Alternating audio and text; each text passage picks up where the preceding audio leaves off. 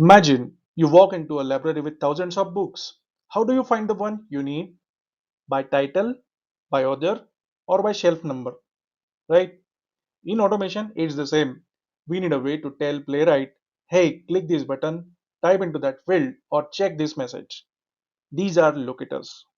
And once we interact, we need to check if the result is correct. That's where assertions come in.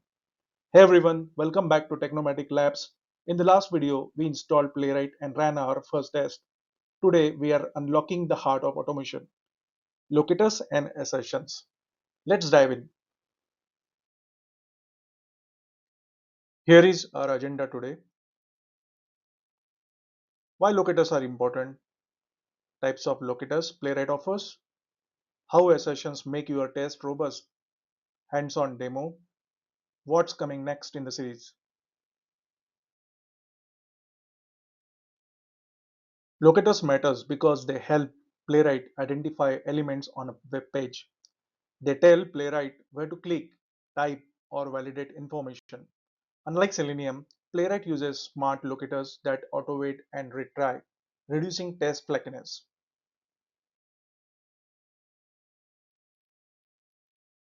Playwright supports multiple locator strategies: CSS selectors for precise targeting, text locators for user visible text, role locators for accessibility friendly testing, placeholder locators for form fields, and nth locator for repeated items. Each has its unique use case.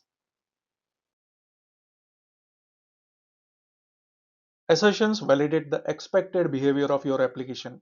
For example, to check if something is visible, verify exact text, validate attributes like href, ensure the count of items. Assertions are your safety net in testing. Now let's get hands-on. We will open Lambda Test Playground, enter an email, and attempt login.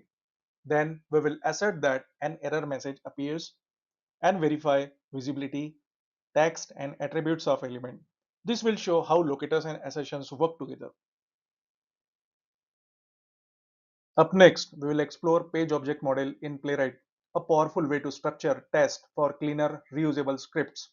Make sure to subscribe and hit bell icon so you don't miss what's coming. And if you haven't already, check out the full Playwright tutorial 2025 playlist. It's your complete roadmap to mastering Playwright step by step. Alright, let's jump into VS Code and see Playwright in action. I'm going to open a simple test file and show you three things. Launch the browser, use locator to type and click, and add assertions to test actually proves something. Okay, let's begin with the code.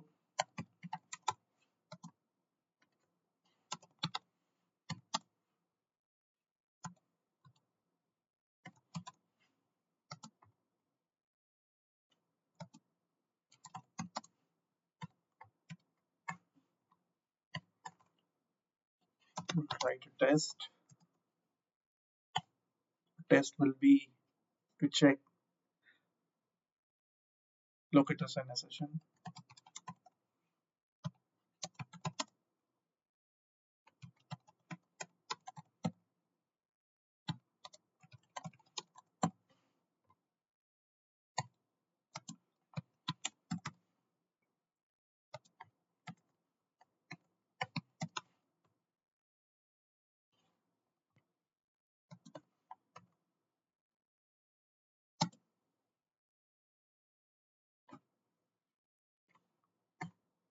Okay, so we are done with this. Now, first of all, we'll have to add or we have to point the go to statement so that we can launch any website. So for that, we'll write a statement wait page dot go to. We will launch website.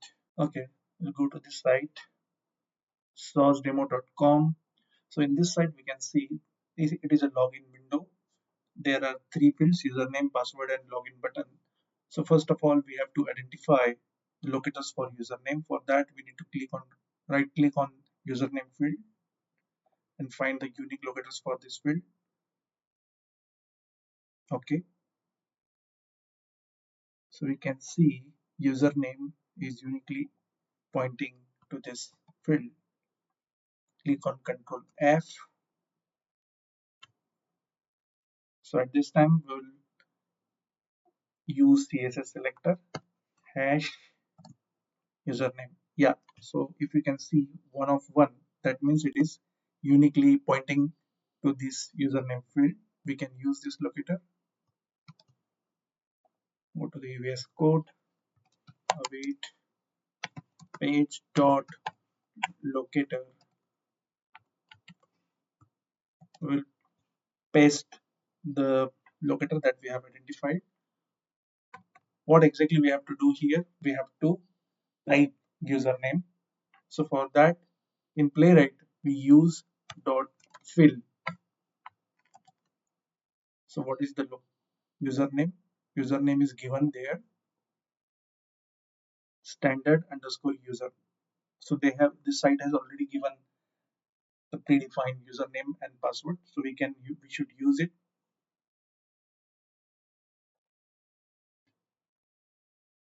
The double quotation standard underscore user. Okay, now we need to identify the password, locators for password. We'll do the same thing. Right click on password field, click on inspect.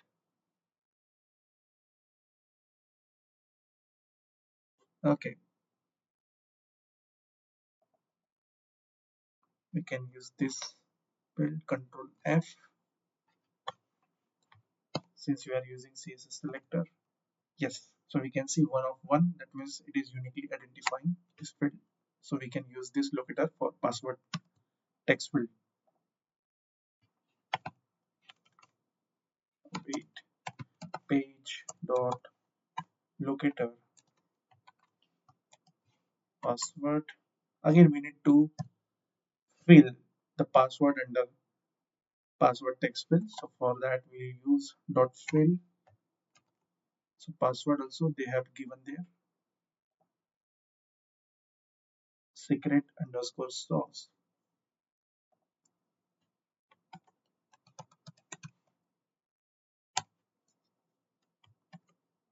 Yeah, underscore sauce. Okay, so username and password we have defined. Now third activity that we need to do on this page is click on the submit button. So for that again we have to go to the site and check the locator. So here we can see login dash button is uniquely pointing. Control F hash login, so it is pointing correctly to the login button. Also we can use different format for CSS selector. So it is a input tag, so we can use that. Type is equal to submit, so we can create CSS selector. Input underscore bucket type is equal to submit. Yes, we can use this CSS selector for login button to be clicked. Await page dot locator. We'll paste the locator for login submit button. Now we have to click on this button. So for that we will use dot click so that it will click on that button. Okay, yeah, we'll save it and we can run it now.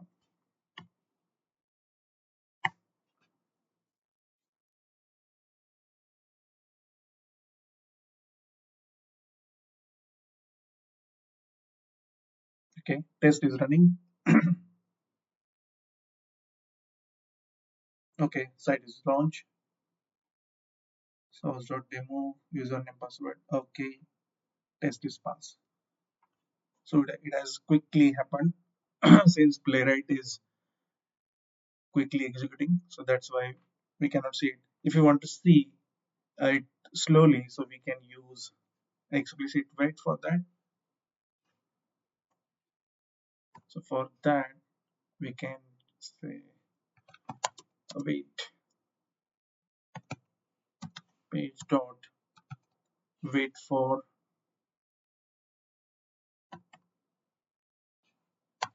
wait for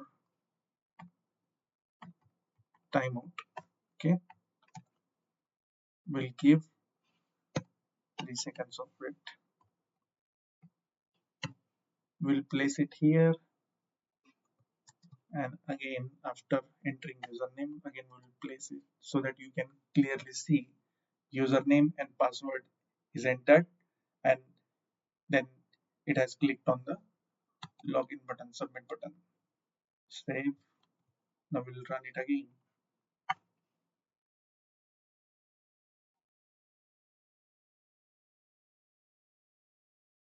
Okay, test is running again.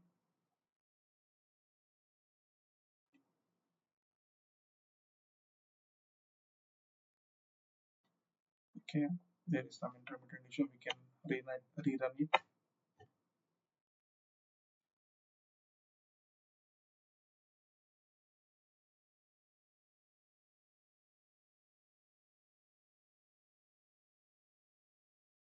Okay, username is entered, password is entered. Okay, test is passed. So we have used locator, and we have passed username, password, and then we have clicked on submit button. This time we have used CSS selector. Now we will use getByPlaceholder, and we'll check what happens. Okay, so let's start with using getByPlaceholder locator. So for that, we'll find the locator for username. Click on username field. Right click on username field. Inspect. Okay, so here if you can see, there is a placeholder element here. So we'll have to check the value under this, which is username. Okay, let's go to the VS Code.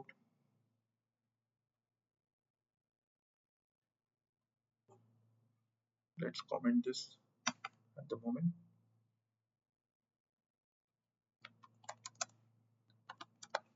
Page dot. Here, if you can see, these are all the Playwright specified locators: get attribute, get alt text, get by label, get by placeholder, which we are going to use, get by role, get by test ID, get by text, get by title. So these are Playwright defined locators. This is for they have defined, they have basically developed these locators to uh, get ease in finding the locators. So here we'll use the get by placeholder. So we have already identified the value. Since that particular element is there, so we can use that get by placeholder. Username dot, we'll use field because we have to enter that username. Okay. Surname is standard underscore user. Standard underscore user. Okay. Now similarly, we'll find the locator for password as well.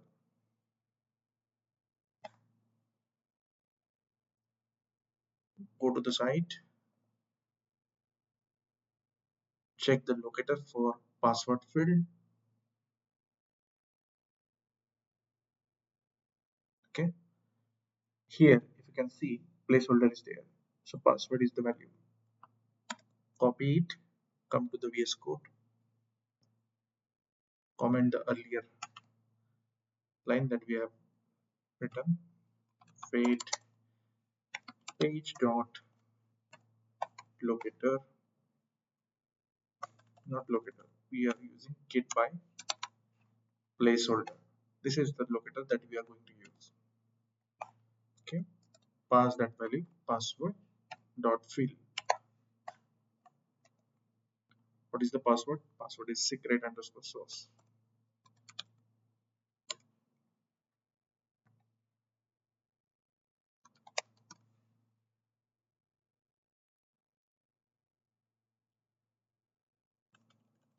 You have to pass it under double quote. Secret source. Okay, let's see. Let's check if get by placeholder is working or not. Save it. Enter the command. Play npx playwright test headed. Okay, test is running. Okay, site is launched.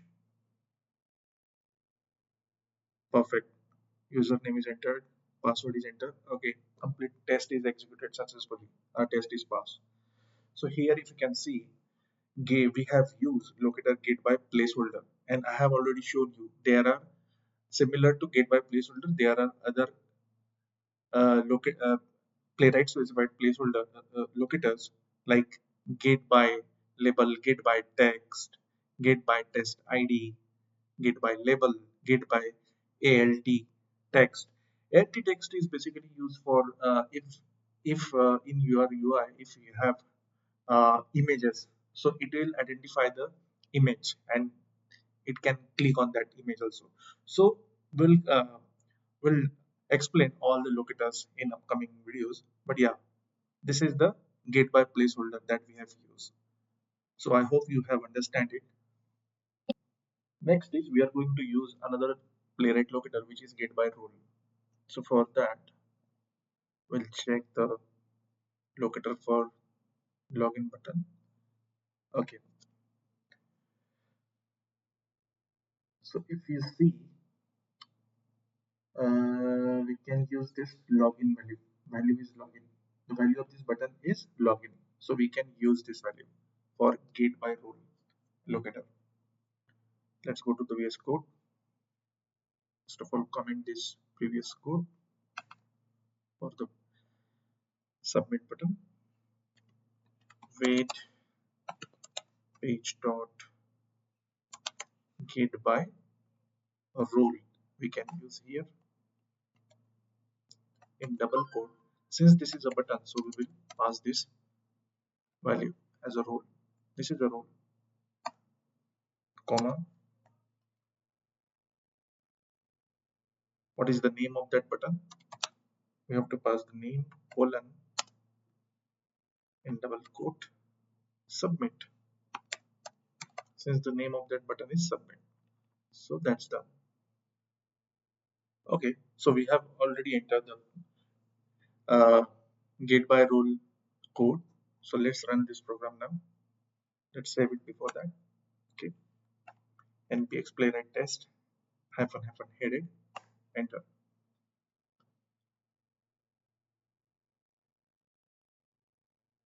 Test is running. Site is launch. Okay, username is entered, password is entered. Okay, fantastic. Test is executed successfully. So see here, if you can see that we have not find any other thing. We just have to find the value of this particular button, which is submit. Okay, and the role is button. So that's why we have given the but we have an enter button here. So we have used this get by role locator as well. Okay. Now let's talk about something really important. Why we should prefer semantic locators like get by role, which we have already used here, or get by placeholder, or get by label instead of relying on CSS or XPath. Think about this.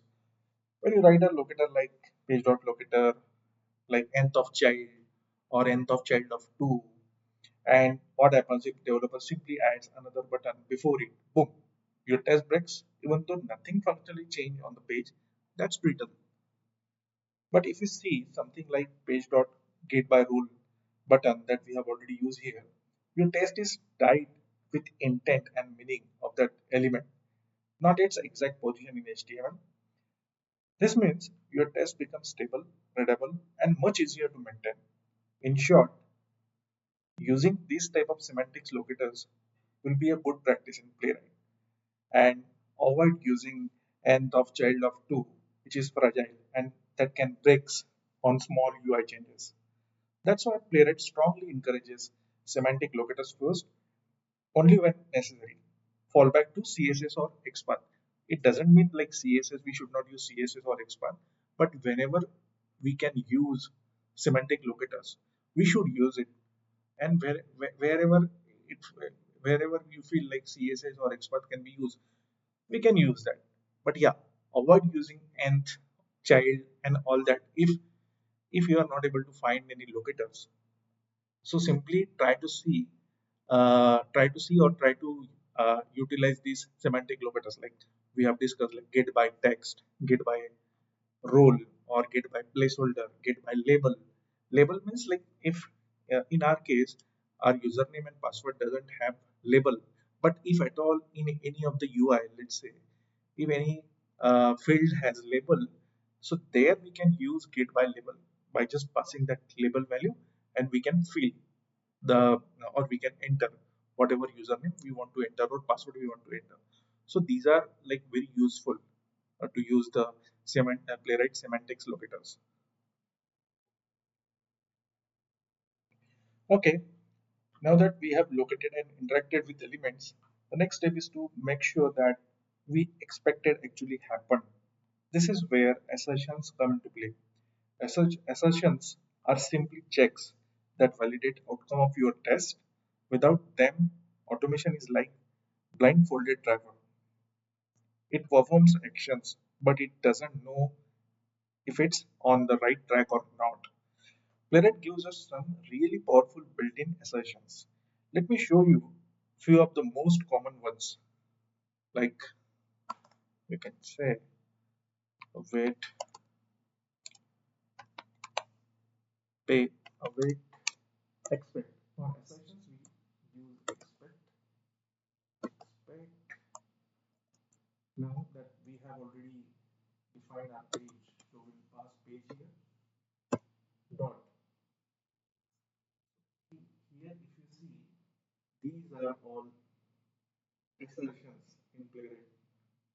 Like to be is like compares value with expected by calling object.is. This method compares object by reference instead of their contents. Now, next is to be defined. Next is to be falsy. Like this is like a boolean value.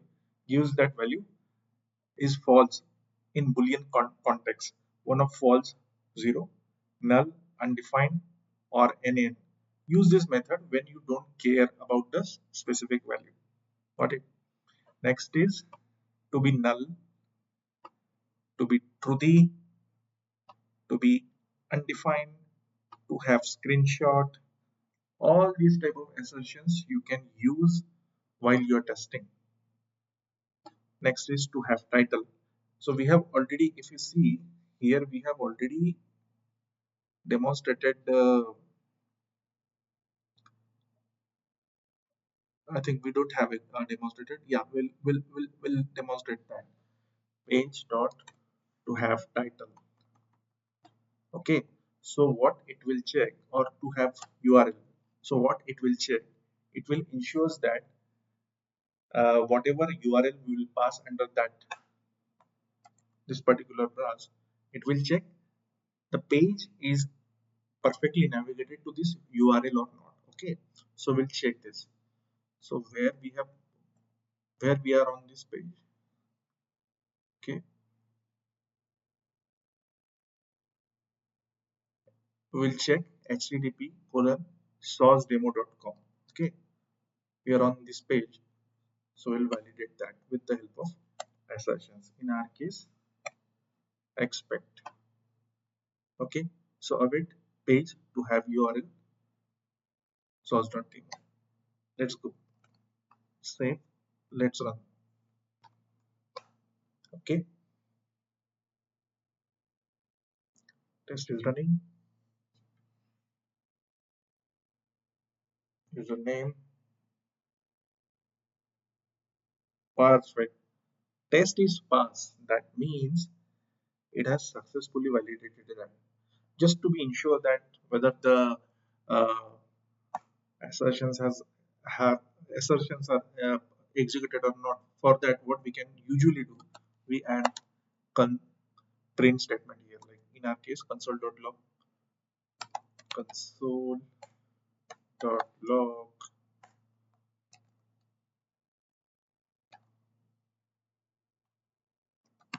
page URL validated successfully. Okay, let's run it again.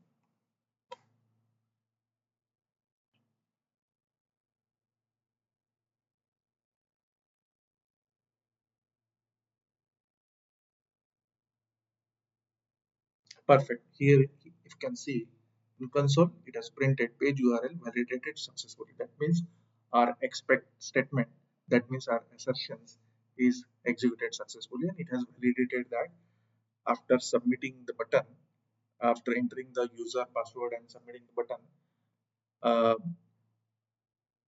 the control is navigated to this particular URL and it has validated it successfully. And then we have printed it in the console. So that's about it. Awesome.